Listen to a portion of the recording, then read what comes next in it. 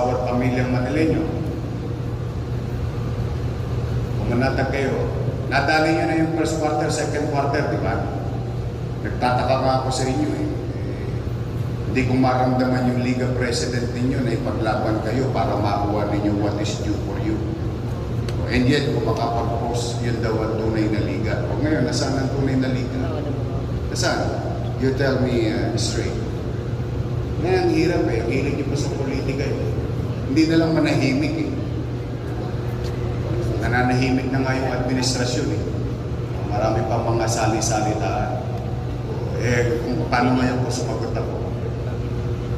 Bakit hindi binigay sa inyo yung first quarter sa second quarter? Kung hindi ko pa natagpuan, hindi ko pa malalaman. Due yun sa inyo. Sa inyo yun eh.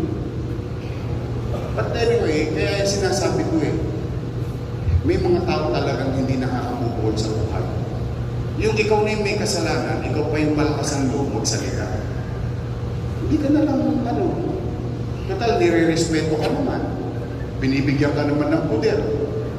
Kumbaga, ipinakikita naman sa yung pagkatao mo. Kinikilala ka naman. Kaya, hindi talaga makamubon itong mga to eh. Ngayon, kung gusto nyo sumali sa kanila, you join them.